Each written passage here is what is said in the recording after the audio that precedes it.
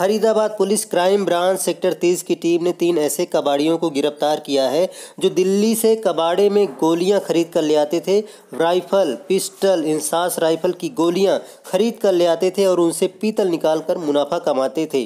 DCP crime Lokendra Singh ने आज press वार्ता में पूरे मामले का खुलासा किया। तीनों आरोपियों को रिमांड में लेकर पूछताछ की जा रही है। और कुछ 2-3 बड़े शेल्स भी हैं जो लॉन्ग रेंज हमारी जो राइफल होती है उसमें यूज होते हैं। बड़ी इम्पोर्टेंट बात आपने कहा, आर्मी में जो यूज होते हैं वो है, तो यहाँ तक पहुँचने की क्या वजह, क्या आर्मी के साथ कोई कनेक्शन है, क्या आप देख पा रहे हैं अभी तक हम जांच की? जो अभी हम अपनी जो हमारी जांच हुई है अभी तक, उसमें हम आगे का कनेक्शन बढ़ाते हुए इसने सामान कहाँ से लिया है वो हम अभी पता लगा रहे हैं। तो उसमें जो 2 अन्य व्यक्ति जिनसे हमने पूछताछ करी है, जिनको गिरफ्तार किया गया है, उन्होंने आगे की हमें लिंक बताए हैं।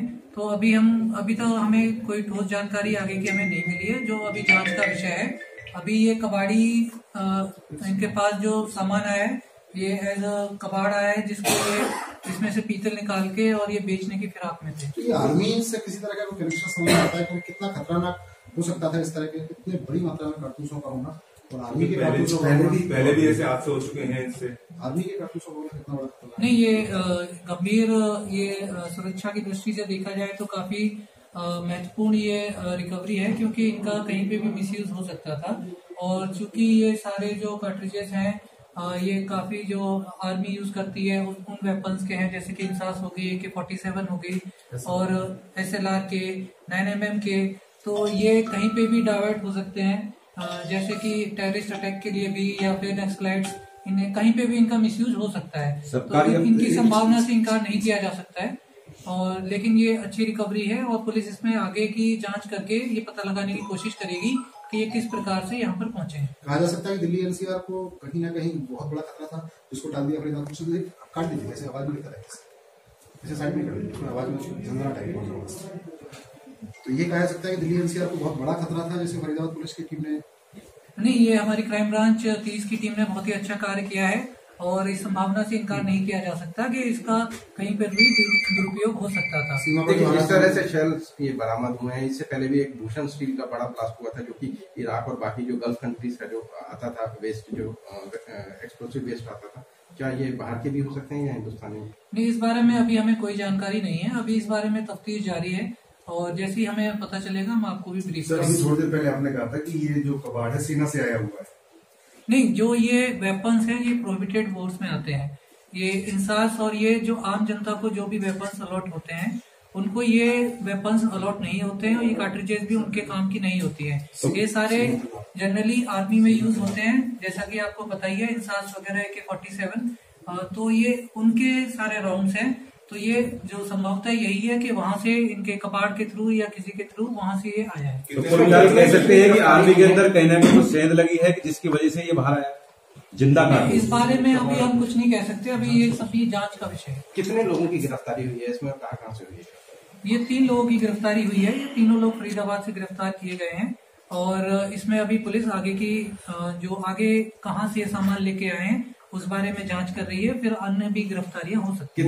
तीनों लोगों की बैकग्राउंड क्या है सर? इनकी तीनों बैकग्राउंड का पहले भी ये कबाड़ का काम करते हैं और संभवतः ये इसको पीतल के फॉर्म में बेचने की फिराक में होंगे।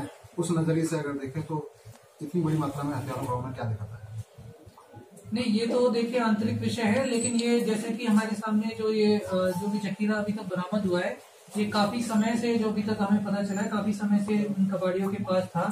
तो ये कहाँ से आया, कैसे आया और इनका क्या संभवतः इनका क्या इंटेंशन था, उस बारे में सभी अभी जानकारी हम ठोस रूप से नहीं कह सकते हैं। तो एक बार जांच का विषय है, उसके बाद ही हम इसमें कुछ कह पाएंगे। क्या इन्होंने अभी तक इसमें से कुछ बेचा है सामान? अभी तक की जो जानकारी आई है, अभी हमें इस बारे में कोई क्लू नहीं है कि इन्होंने बेचा है कि नहीं बेचा है।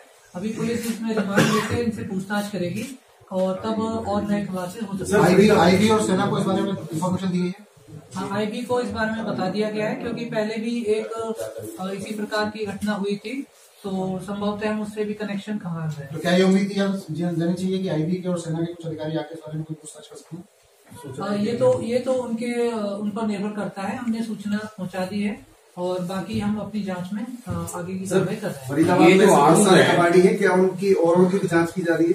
हाँ, अब संभवतः क्योंकि ये इस प्रकार की जो चीजें सामने आई है तो अब कबाड़ियों पर थोड़ी हम नजर रखेंगे और ऐसी घटना की पुनरावृत्ति ना हो, इसका हम खास ध्यान रखेंगे। ये जो घटना घटने के बाद ही सर पुलिस प्रशासन जागता है इस बारे में? पहले भी क्या हम कोई छू नहीं लगा सकते कि भाई पहले भी एहतियातन नहीं, हमने पहले ही ये एहतियातन पहले ही पकड़े हैं, इनका कोई अभी तक मिसयूज नहीं हुआ है और पुलिस की जो एक्टिवनेस है उसी के कारण ही पकड़े गए। तो टीम को कुछ सम्मानित करने का कोई इरादा? हाँ, टीम को सम्मानित किया जाएगा और जिन्होंने भी इसमें अच्छा काम किया है उनको हम सीपी सर से और मेरी तरफ से सर्टिफिकेट्स और अन्य सम्मान किया जाएगा। ये जो एम्यूनिशन है इसको डिस्पोज ऑफ करने का क्या प्रोसीजर है और क्या डिस्पोज ऑफ इसकी डिस्पोजल प्राइवेट सेक्टर में हो सकती है और क्या फरीदाबाद जिले में इस तरह की डिस्पोजल के लिए कुछ लोग अधिकृत हैं, क्या लाइसेंस्ड हैं क्या?